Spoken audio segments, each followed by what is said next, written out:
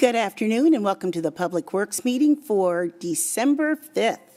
The year is almost over. I'm Brenda Fincher, Chair of the Public Works Committee. I have with me Councilmember Southwinder Core, Councilmember Marley Larimer, and Director Chad Barron, and we have Cheryl Veseth very ably keeping us in line with all the notes to be taken handily. Any changes to the agenda? No changes. No changes. With that, we are ready for a motion. Chair, I move to approve the minutes from November 7th, 2022. Second.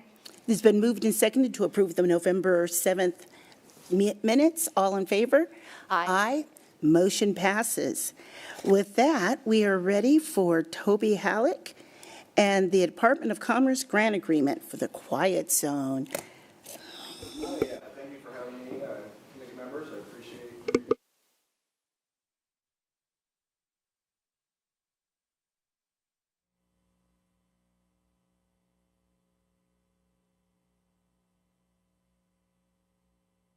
On the Quiet Zone, Railroad Quiet Zone, and a grant agreement with the Washington State Department of Commerce. The grant agreement is for about $3 million from the Department of Commerce towards the Quiet Zone and safety improvements at railroad crossings here through the Kent area. I guess the catch is this project, all the funds that we get need to be spent by June 30th of 2023. So, pardon the pun, this is a fast-track project. The Quiet Zone would allow for trains to roll through downtown without having to blast their horns at each intersection, which would greatly improve the quality of life for residents, businesses, and people just hanging out in downtown town. Each crossing through downtown needs several improvements, and this grant funding will help provide funding to make those improvements or work towards those improvements. Both vehicles and pedestrians will have improved safety for this or with this project. And both of the train tracks, both the Union Pacific Railroad and the Burlington Northern Santa Fe Railroad will have improvements with this project as well. Here's a map showing the locations, maybe a little difficult to see. The yellow pins show all of the crossing improvements throughout the city, starting up at South 212th Street and then going all the way down to South 259th Street on the south. The red line shows the Union Pacific Railroad, and the blue line shows the Burlington Northern Santa Fe Railroad. With this project, there are 13 total crossings. The red circles shown up towards the left side of the maps are the Union Pacific crossings, and the blue rectangles show the Burlington Northern crossings. The yellow lines on there show where there is fencing that will go between some of these crossings where there currently isn't anything preventing trespassers from getting from one side to the other of the tracks. So the crossings for the Union Pacific are 212th Street, James Street, Smith Street, Meeker Street, and Willis Street.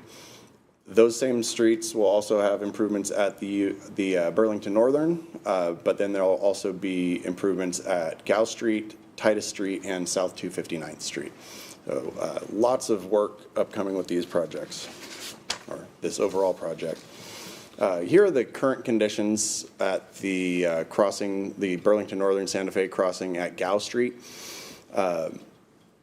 It looks okay, but this project will do quite a bit to improve safety for both pedestrians and for vehicles. The yellow bolt-down pylons, you can see, well, maybe you can't see it. There we go, right in this area here.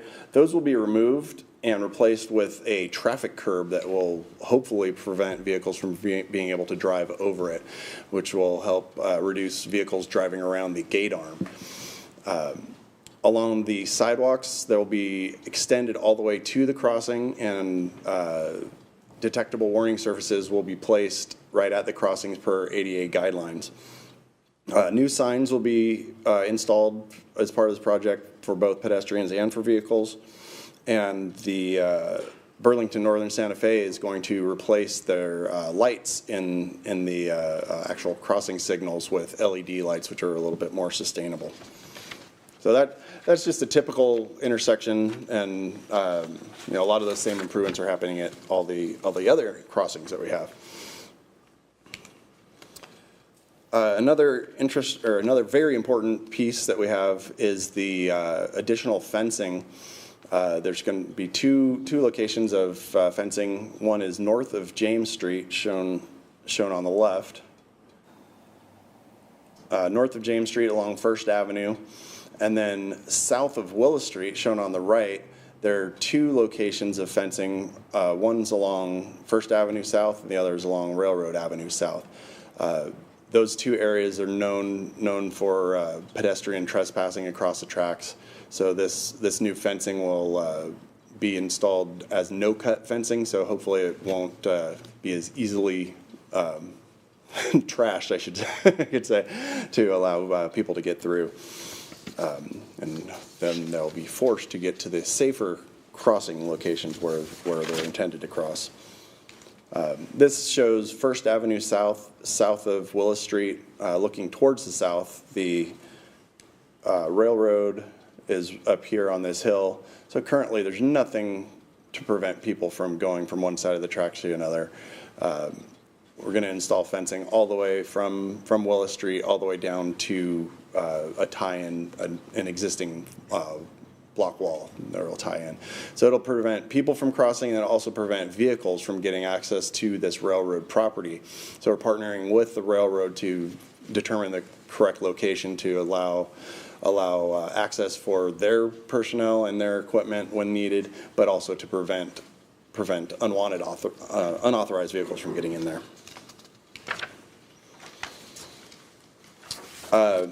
Council or committee members may have realized when you look through the agenda packet that the agreement is just in a draft form, and there's a couple reasons for that. As I mentioned before, this project is on a fast track, so we want to move ahead with this as quickly as possible.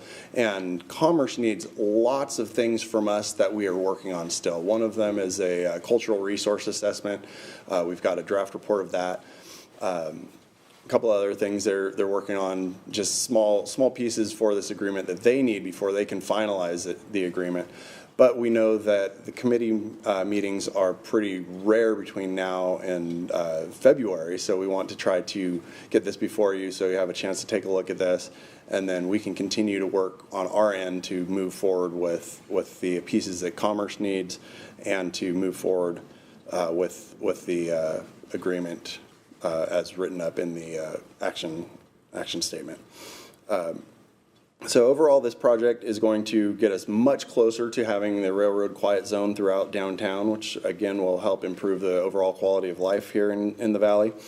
And again, we need to move quickly with this agreement and this project because the funds expire and just poof, disappear at June 30th of 2023. So we want to move ahead as fast as we can, making sure we get all the T's crossed and I's dotted. Thank you for your consideration.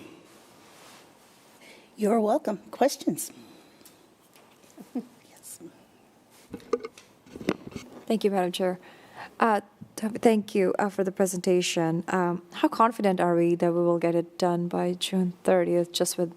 We are very confident we're going to get the work that were proposed done, but we may not be able to get the quiet zone completed because there's some other agreements that need work with the railroad, and those agreements are going to take longer than the time that we have. So we should be able to get most of these improvements will probably get us about 90% towards the quiet zone. So what about what I guess my question is the scope of this funding for this 2.95 mil, how confident are we that we're going to be able to get everything we want to in this scope be able to done by? I'd say we're very confident that we're going to be able to get everything that it's kind of, I mean, it's good to have grants, right? We want to be able to. use them? And Yeah, I think that what we're most concerned with is if we run into supply chain issues, those are things we can't control. And so what Toby and team he's working with are concentrating on is getting the project out for advertisements so that contractors can get materials ordered, and then we'll find out where we're at. We're also looking at options of ordering materials ahead of time. So we know that the no-cut fencing that Toby was referencing earlier is available.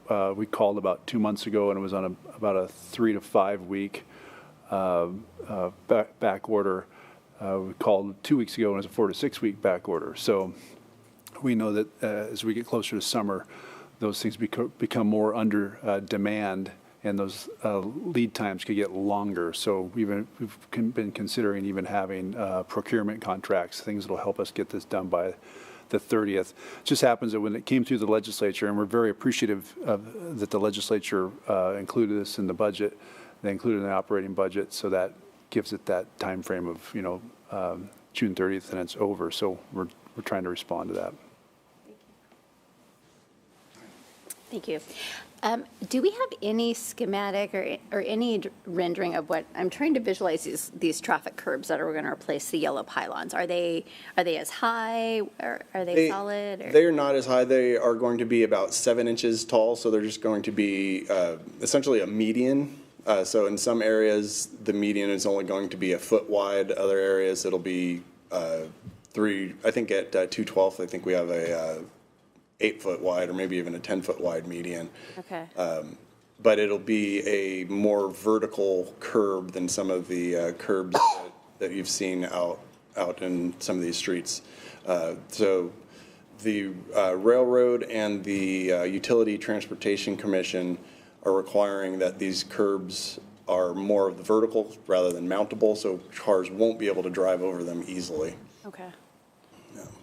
And then so you're talking about even beyond this construction work, there's still agreements and stuff. Is there additional construction work beyond this that we have to deal with, or is it more paperwork at that point? There are some additional construction that will need to occur. One part of the work is on Willis Street, which is WashDOT owned right of way. And so getting an agreement with WashDOT to complete everything within the road may not happen. So we're doing what we can, using all of our different channels to try to make that agreement happen with WashDOT. But it's likely that we'll do the work with WashDOT at a later date with different funding source. Okay, great. Thank you. We do plan a follow-up meeting right after the first of the year. In fact, we're going to make it part of the special meeting, quiet zone update. Okay. Because, again, this is work that'll help get the quiet zone done, but this doesn't get it done. And so, as Toby was saying, on Willis Street, we have to do a lot more work and get through some more approvals with the Department of Transportation because it's State Route 516. So that will take us some extra time. Anything else? So on those, the paddles that we're removing and putting in that super curb or whatever, is that, so I have actually witnessed vehicles drive over the curb on Willis. Is that that extra inch or two, is that supposed to make it so cars won't drive over? Is there going to be something mounted inside of the pillars to keep traffic from going back and forth, or? That isn't something we've designed yet, but that is something that we could look into. I can help out on that, Toby. Yeah, the point, what's out there now, mountable with the paddles, is intended to try and keep people from going across it. But like you've seen, and I've seen it as well with a single unit truck that was down here at Gow one day when we had a malfunction of the railroad crossing gates, and so they were down for 20 or 30 minutes with no train. And people were bailing out all over trying to get around. So truck just made a U-turn right over the top of the paddles. And it's ironic that we're talking about it today because Tom Rustbolt, our signs and markings supervisor, is here today and has to deal with these things. So The intention with the vertical curb is it is considered not mountable. It's not something you're going to want to drive over. It's straight up and down, high yellow curbing. We'll have to put edge markers on either end, but it'll be a lot cleaner look than shown in the picture. Instead of having to have all these paddles that are supposed to be trying to prevent people from turning across or over the top of this mountable curbing, it'll just be the one object marker at the end to make sure people see it, and after that, it'll just be a nice clean curb. Okay, and did you mention just one intersection that's going to be happening at? No, that's going to be at all 13 Okay. intersections, yes. Okay, and then the detectable warning surfaces, is that kind of like the loops that we have that let the lights know? The detectable warning surfaces are the yellow pads bubbles? by near crosswalks at the end of sidewalks that alerts people with disabilities that the road is ending or they're about to Okay. cross the street, so the sidewalk is ending, so they're Okay. crossing the tracks. Yeah. Okay. Any other questions? Well, then with that, we are ready for a motion. Chair, I move to approve the grant agreement with Washington State Department of Commerce and accept funds for the DOC in the amount of $2,950,000 and authorize the mayor to sign all necessary agreement documents, subject to final terms and conditions acceptable to the city attorney and public works director. Second. It has been moved and seconded to approve the grant from the Washington State Department of Commerce, accept the funds from the DOC in the amount of $2,950,000 and authorize the mayor and city attorney to sign all of the agreements acceptable to the city attorney and public works director. All in favor? Aye. Motion passes. That will be on the agenda for the council meeting. Thank you very much. Thank you. And we will be hearing back from you guys in January with a special report on the quiet zone and getting the update on the timeline and see exactly where things are. We'll be sure to let Councilmember Higgins know, former Councilmember Higgins know. Thank you. Thank you. Okay, that means that Brent is going to come up and give us the scoop on the weather issues.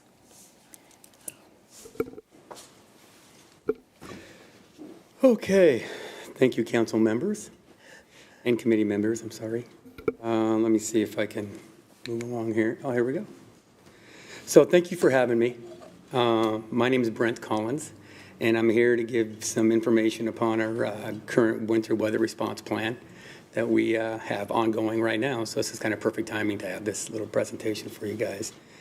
So when it comes to winter weather, it really there's a lot of uncertainty, especially to our part of our world here in Kent, and we'll go through that.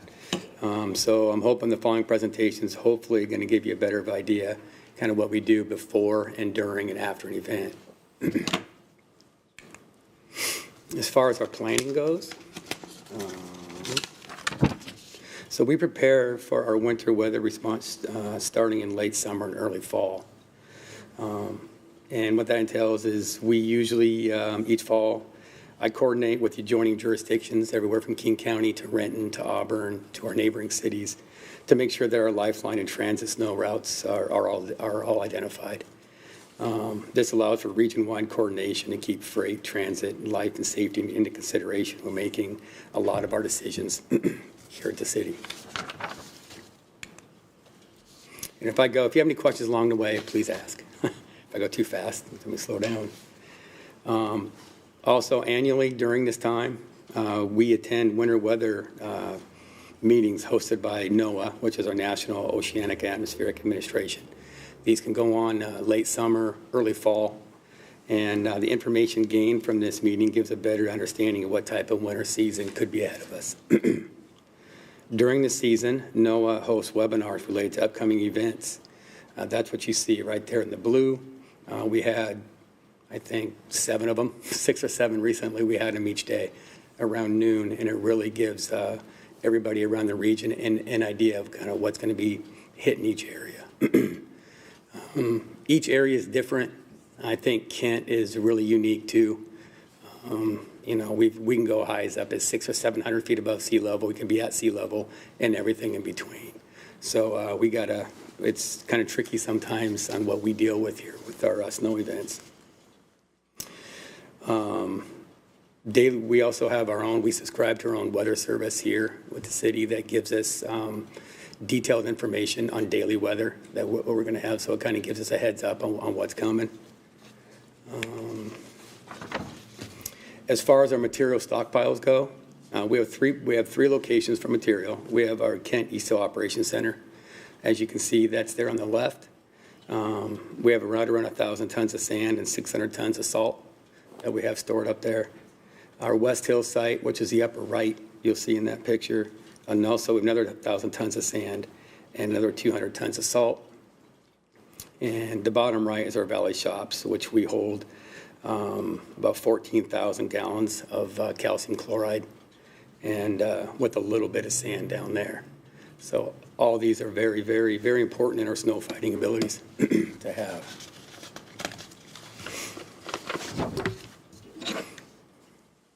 Yeah, speaking on this a little bit too, we have to make sure we order these up very early, so we get everything prepared well before.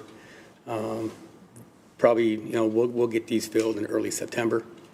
We don't wait till it snows to get them filled, so we should try to have everything. We go through inventory and make sure everything's good. We get our material, our calcium chloride comes out of Tri-Cities, and our salt comes out of Tacoma, out of the port of Seattle. My fault.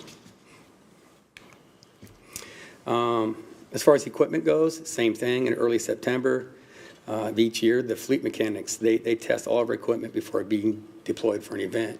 So what they do is we put our plows and sanders on. They make sure the sanders are in good operating order, the plows are in good operating order. We have chains, the trucks are good. They go through each one. We have 16 of those trucks that they go through each year now. And so when an event does hit, we can be as prepared as possible. Like I mentioned in the slides before, this is down here at our shops, and these are anti-ice liquid storage tanks. Like I mentioned, they hold 14,000 gallons. That's about 14 loads of material with our trucks. Give you an idea, just this last event, we put out close to 2,300 gallons of calcium chloride just in the weekend event that we just had. And usually put this out, just let people know. When we know there's going to be no rain or no snow, we'll put this out right before a freezing event. So when we know there's going to be a hard freeze, we will go out and spray the roads and the bridges to prevent any icing or any icing up of the roads or bridges.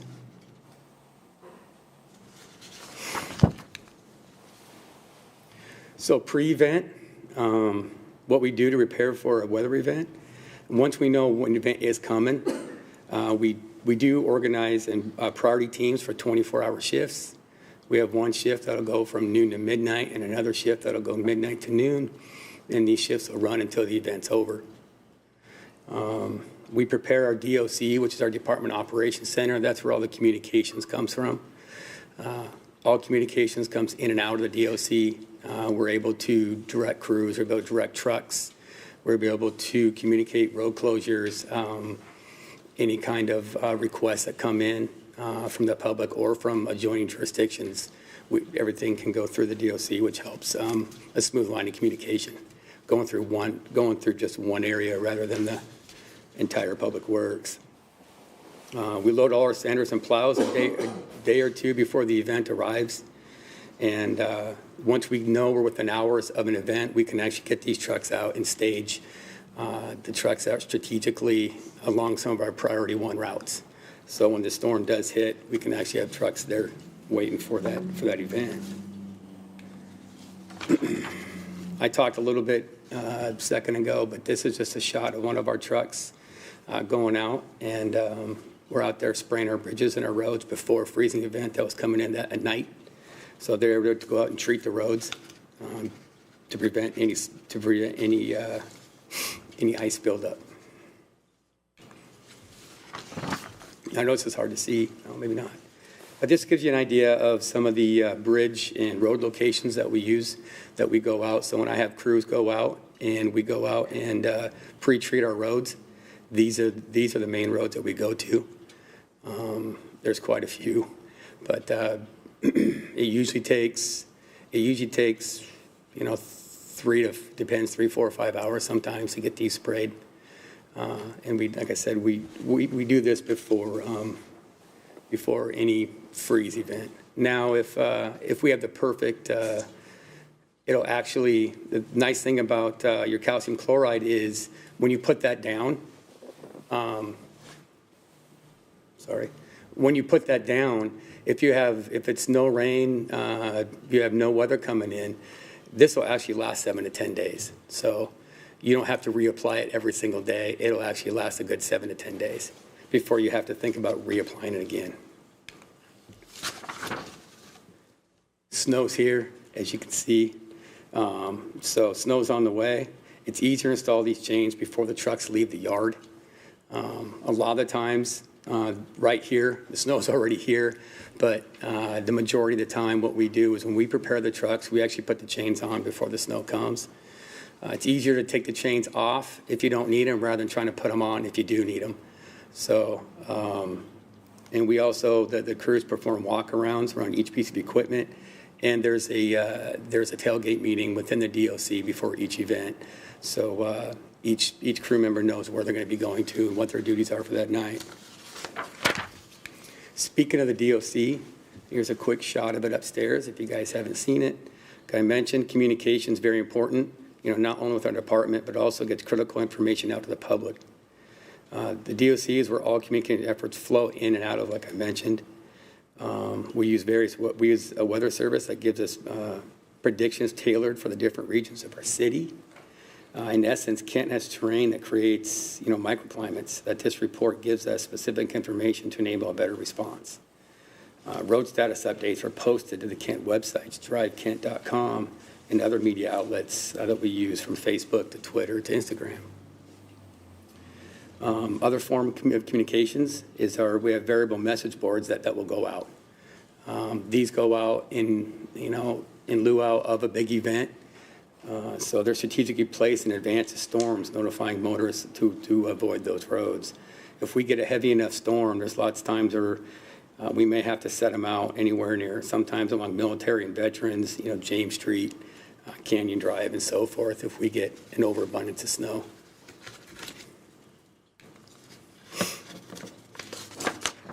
As far as street closures go, so whenever the possibility of snow is in the forecast, our special emphasis crew verifies that barricades are in place at their locations.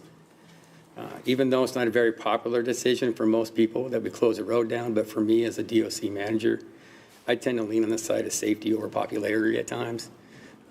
There's been a couple times where I've asked to have a road closed because of an imminent event I see coming, and I've had some kickback from citizens, and there are people wondering why it's not even snow on, but an hour later, there's 5, 6, 7 inches of snow on the ground, so I'm pretty appreciative that I did it. The next slide I'm going to show you just shows a few of the roads that we pay particular attention to when we do close them down.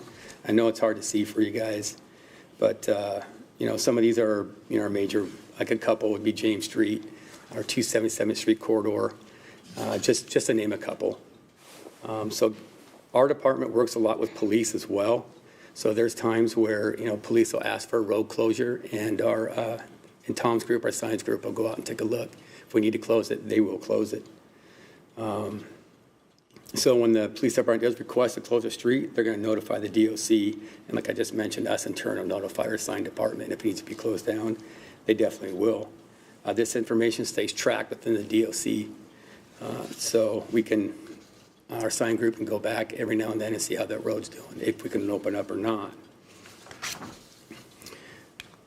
As I mentioned, Kent Police play a very important part in our success with snow fighting. They help us out a lot. They get tow trucks there when we need them, get out of the way. They'll actually close, in some of these bad events, they'll actually park up and down and wait with their lights, and people tend to go around them less than they do us. So they'll help us out by blocking streets so we can get them opened. So our Kent PD is very, very valuable to us at times. They make our life a lot easier.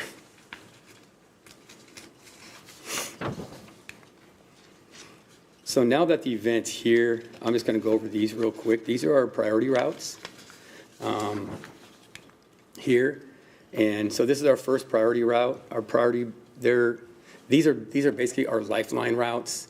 So for example, they're going to be James Street, 212, 208, which we call Winco Hill, the 277th Street corridor, Canyon Drive, and Kangley. Also Military Road, Reith Road, Pack Highway, and Veterans Drive. These all roads you see on here, these would get the 90% of Kent residents up and down the hills running east and west. So these have to stay open. If we have a big event that's we're getting a lot of snow at a high rate, this is where our trucks are predominantly going to be at first. And when we get a handle on that, when the snow slows down a little bit, when we get these roads we feel comfortable we can open, then we move on to the secondary. And your secondary roads, sometimes they could take up to 4 to 6 hours to get to in a bad event. But with the material that we have now, especially with the salt that we have, we've been finding that we can actually we can get these open probably within an hour or two at the latest now. And the salt does a great job. It'll work. Crews can drop it down. It'll melt what's there, and we can move on to our secondaries faster than we've ever have in the past. Some secondary roads, for example, would be 104th, would be Benton, would be 132nd, 116th, and probably 124th. Just give you guys an idea what some of our secondaries would be. Those are what we call our major collectors. Our third, these are our residential collectors. Now, these are the roads where everybody, when you leave your house and you come up your street and you come up the next main road, those are your residential collectors. That's how I explain it. These are third priority. These are after our priority 1s and 2s are cleared up. Then we can come into these and get these. Usually in the past, these also could take up to anywhere from a day or two sometimes to get to, but we're finding we're getting to these faster as well, just with the material that we have to fight these snowstorms with now. As you can see here, this is a pretty alarming picture, but this explains why I still get a lot of questions why they don't see us in neighborhoods. Well, this picture is giving you an idea. It was taken in June, and it was set up, as you guys can see, but sun's out, it's dry, it's nice. But imagine 6 or 7 inches of snow on the ground and cars, even more cars parked along the side. You can see how big these vehicles are. So, due to safety and resources still, we cannot clear residential roads. The only exception would be if fire or police needed our assistance. These roads are narrow, parking on both sides. Plowing only causes blocking. We make enough windrows. I remember probably 4 or 5 years ago, I thought I did a good thing and went in and cleared out a bunch of neighborhoods, and I don't think I've ever gotten so many complaints in my life because we blocked everybody's driveway with all those tall windrows. So that's a pretty big deal as well. But I think that the biggest thing is a high probability of damaging vehicles and getting our trucks stuck down in there. If our trucks are stuck or they're damaged and they have to wait, then they're not going around doing their job. So this is just a quick example of our automatic vehicle location, which is our AVL system. And with the number of vehicles we have, during our winter events, we started using our AVL. And this shows where all of our trucks were within the first 48 hours of our February event, just from last year. So you could tell they were, looks like a big rainbow, but they were everywhere.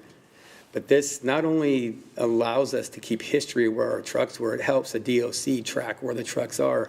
So if we can work through these events and strategically put each truck where they need to be, and I can tell where they were. So I can move them around and put them in places where, these guys are going to start opening up roads a little bit quicker and a little bit more strategically. This allows us to open a lot of our roads a lot faster, just having our AVL system and knowing where our trucks are. And like I mentioned before, we have 16 trucks. We have the capability to designate these trucks to concentrate on the hill routes and maintain a presence in the valley. We have 2 de-icing trucks that'll move about the city with additional support as needed. Our de-icing trucks are really good for, preventing ice. They're an anti-icer, but when you get compact snow and ice, they're a little bit different to use. The chemical isn't supposed to use that way. We have the capability to move these trucks areas depending on where the need is. So, when it comes to winter events too, you guys, I'm sure a lot of people here have seen it already. It's not just snow we deal with. We've got heavy wind, we got rain, and we got potholes. This past weekend was very busy for all of us at the shops. We had wind, we had trees down, we had snow, we had potholes, we had some backups, we had all kinds of things happen within a couple of days. There's a lot of tired people down there right now. And we just hit it all, but this is what we pretty much deal with on an every winter basis. So it's not just the whole, it's a whole group event when it comes to emergency situations. We all help each other. So here you're going to see just a week or so ago, we had one of these trees come down on Fenwick. We have Ryan and Alex in here, and they're from two different departments helping each other out here. Upper right, this is when you get a lot of snow melting. Well, it melts in the middle, but a lot of times it takes a while for that stuff in the curb and gutter to melt, and you're going to see a lot of standing water. And then once the water leaves and the freeze thaw, that's when you see the bottom right, and you start getting these potholes out there. So there's a lot that goes on during a snow event it takes everybody that we have down there to help out.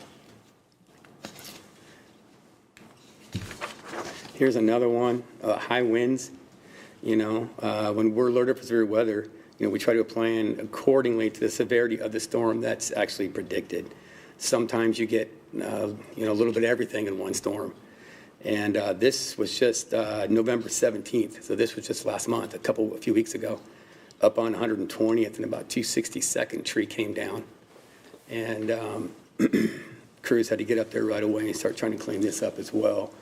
And this is right before another snow event, another rain event that was coming too. So you only have a day or two to try to get some things cleaned up for the next one headed on its way.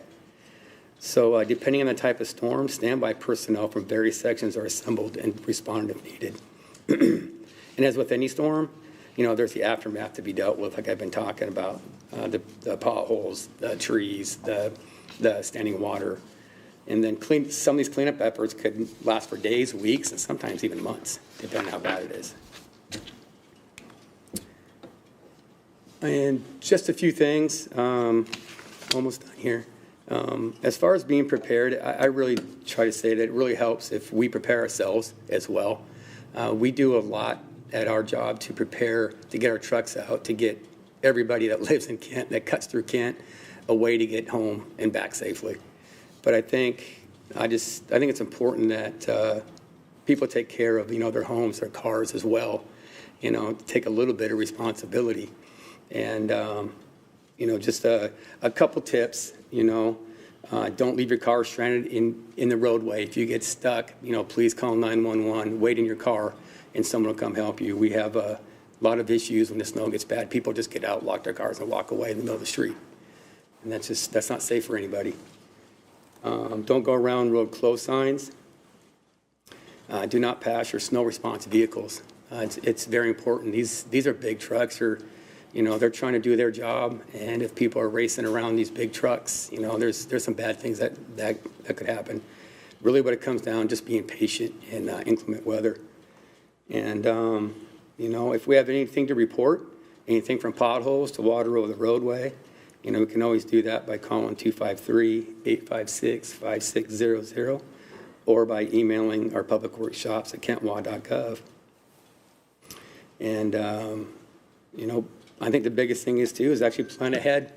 And that's what we do at the shop where we're at, when down at our work, but it always helps if you can plan ahead yourselves. If there's a storm coming, make sure you hit the grocery store, and if you can, get as much as you can. It would help us out a ton is if people, if you don't feel comfortable driving in it, it'd be nice if maybe you stayed home for a couple snow days is all.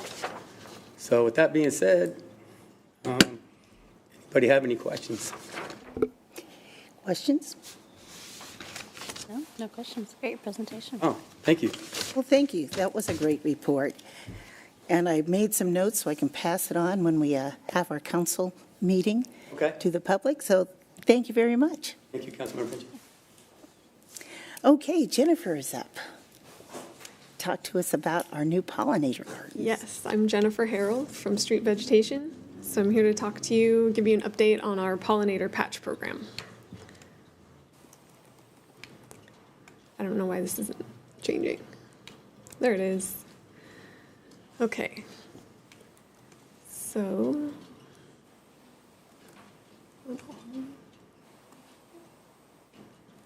Oops, okay, so I was here last year when we were starting this program, so we'll just kind of review what we talked about last year. We're taking some of our little right-of-way areas and planting some wildflowers to benefit all of our local pollinators. So some of the benefits of making these flower patches are we can reduce our vegetation maintenance in these areas. We'll provide food for host plants for pollinators, such as bees and butterflies and things like that. We'll have blooms and flowers throughout the growing season, and it will add interest and color to our right-of-ways. These are some of our local pollinators, some honeybees, bumblebees, butterflies, even some beetles and hummingbirds. Okay, so our first pollinator patch we did at 64th Avenue and 228th Street. You can see on the map there, sort of near our Green River Natural Resources area. So this is what the site looked like when we were getting it prepped. You can see Chris over there with the remote control mower. He is using that to rough up some of the soil, just sort of displace some of the grass and get the soil exposed so that we can plant our seeds. So that took him a couple hours. And then we brought out some potted plants. We had some camas bulbs at the nursery, so we put those out. And then we planted some tiger lily bulbs that we purchased. Oops. Let's see. Okay, tiger lily bulbs. And then we actually just spread seed over all of that exposed soil. And this is some of the potted ones that you saw. This is our common camas. So those came up really well. And then, so they're a bulb and they bloom in June usually. And those really tiny little green dots are our little seedlings coming up from the seed that we put down. But you can also see there's quite a bit of grass that's still there. So next time we do this, we're talking about doing more to get that grass to be completely gone and really give our seeds a chance to grow and get big before any of that grass reinvades the area.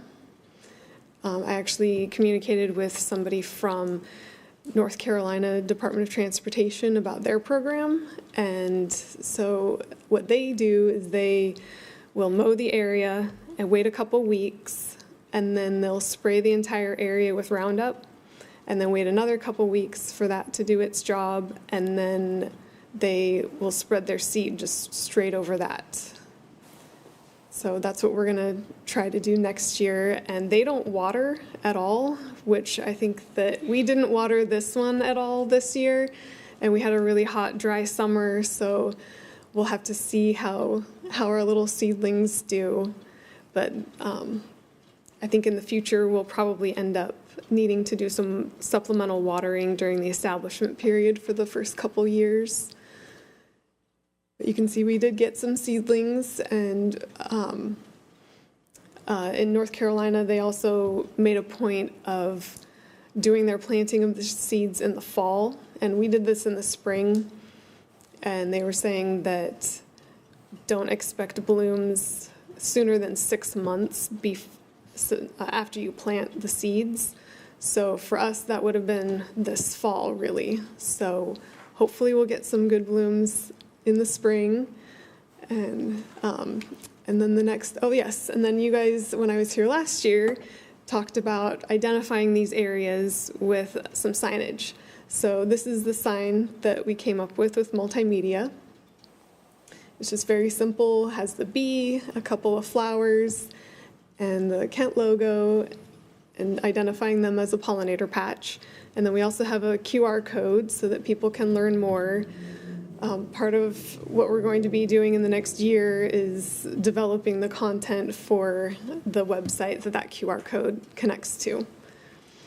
But I think this turned out really well. So the next site we were planning to do this fall, or fall of 2023, is 277th and 108th, the sort of off-ramp off of 277th onto 108th. It's a nice large area of just grass. There's a little bit of blackberry, and I sprayed that over the summer. So I think we'll have a nice just grass area to work with next year. So our next steps this spring and summer, we'll be monitoring our existing pollinator patch and doing some supplemental watering and weeding as needed. We'll be developing that informational website for the sign, and we will be installing the sign at that first corner. And the next steps, next fall of 2023, in late summer, actually, we'll be mowing the new area at 277th, and then we'll spray it with herbicide, and then we'll probably, depending on how much debris there is, how much grass thatch is left over, we may rake some of that away just so we can get that seed to hit the soil, and then we'll spread the seeds when the seasonal rains begin. Did you guys have any questions? Great sign. Yeah, I love the sign. Questions, comments? No questions, but I love the sign and I love the progress. And so thank you so much. I love this program. That is nice. I could even see, former Girl Scout. That would have been a great Girl Scout patch, too. Thank you. Just excited about the program. Thank you very much. And now we have Mike Houlihan, who is going to be telling us about the solid waste litter crew. So hello, my name is Michael Houlihan. I'm with the Solid Waste Group. So we maintain the city right-of-way by picking up litter, illegal dumping, abandoned camps, as well as removing graffiti. We have a team that consists of 5 full-time team members and up to 3 part-time team members. We are primarily driven by service requests, which are put in by the general public. They can do that through the city website, or they can call in. A service request can be anything from just a small bag of garbage, couple of cans maybe, or it could be a large pile of illegally dumped, construction waste. So here are just a few quick examples of some of the things we come across on a daily basis. So you can see there on the right, that's one of the alleys we have, and someone left a bunch of brush, and it actually blocked the alley, so we had to scoot everything over, and it was kind of a mess to clean up. And then as you can see there on the left, this is regular pile of garbage somebody dumped off. So generally when we get into big piles like that, it's kind of a team effort. We get everybody involved, and we just try to get it knocked out as quickly as possible and as safely as possible. Generally speaking, we keep our team, we basically divide the teams up. So we have an East Hill team and a West Hill team, and then they divide the valley up from there. So usually our East Hill team will take care of the East Hill requests as well as the pick list stuff. Pick list is basically where the guys they walk a length of road and they pick up all of the small items, papers, wrappers, soda cans, those types of things. Is that a box or an appliance in the left? That was a refrigerator that was full of rotten food. Another thing we come across more and more lately are these abandoned RVs and campers. They're a little bit since they're a licensed vehicle or an item, we have to kind of go through a legal process to get the proper paperwork to get them removed. And we go through the police department on that. But once we get the paperwork in hand, it's usually pretty quick in getting them cleaned up. So generally we bring out a piece of equipment and we just crush it up and get it into a dumpster. We try to recycle as much of the metal as possible, but unfortunately, like with these campers like this, for example, there's not much there. So, and we've been getting more and more of these. Another thing we do is abandoned camp cleanup. So this is kind of what's left over when the folks have left their camping area there. So the one on the picture on the right is when we showed up to the job site, and then you can see on the left that's kind of the process we're going through and cleaning it up. The picture on the right is another kind of towards the end of the cleaning process, and then of course there on the right, or on the left, I'm sorry, the after picture. So far, we've actually cleaned up 42 tons of abandoned camp garbage. So we do have partners in helping to clean up the city. We have a couple, actually. One of them being the Adopt a Street program. So basically, this is a volunteer program where we currently have 71 groups. In this program, the volunteers agree to clean a stretch of road so many times a year.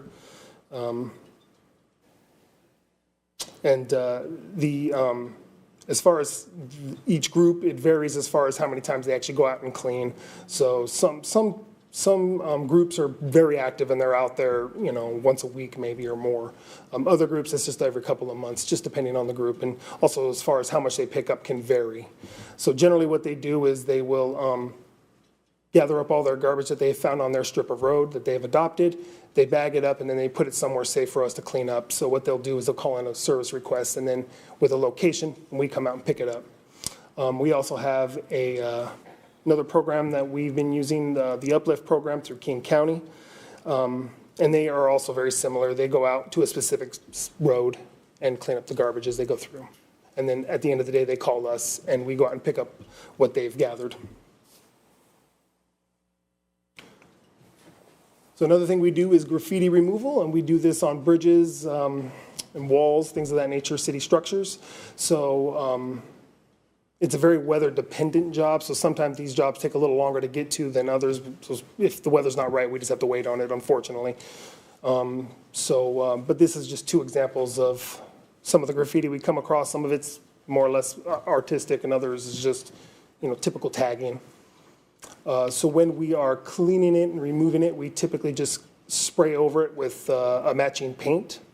So we like to use the gun because it gives us a cleaner job and it covers it really nicely versus rolling it or a paintbrush, and it's a lot faster.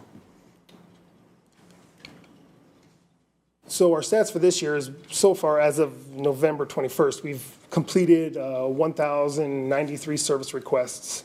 We've picked up a total of 285 tons of garbage, and we've spent about 305 hours removing graffiti this year. So that was all I had. Do you have any questions? Questions or comments?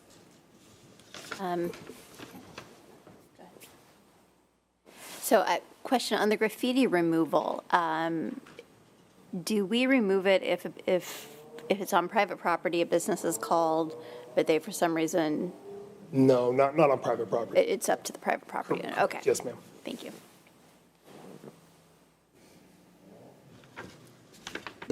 Anything else?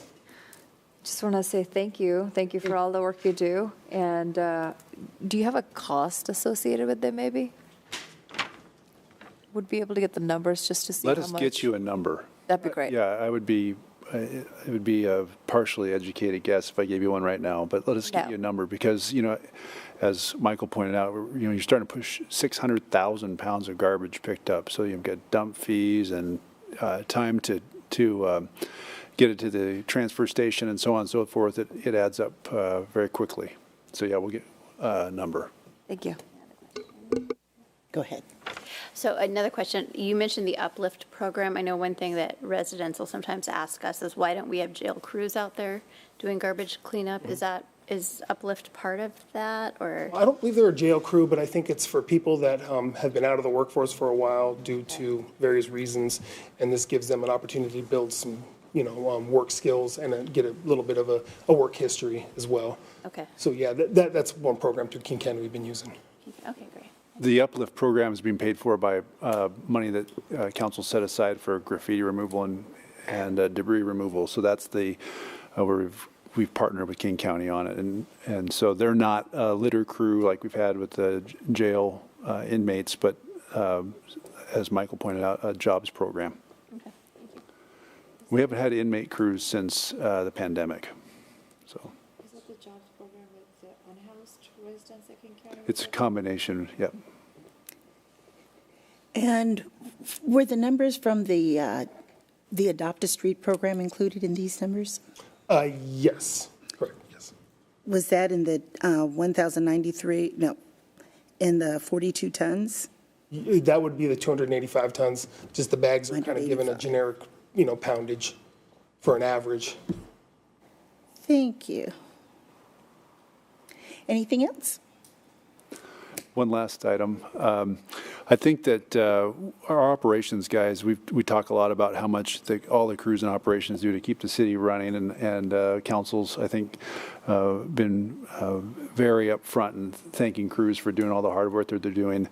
And along those lines, if I could just take another moment, you can imagine cleaning up solid waste, garbage, every single day and coming back for more. A lot of our other positions in operations, you do something and you can stand there for a minute and look back and see the good job that you've done, but you can come back later and it's still there. Our water crews that put in water line, you come back and take a look and okay, it's underground, but I know where the water line is.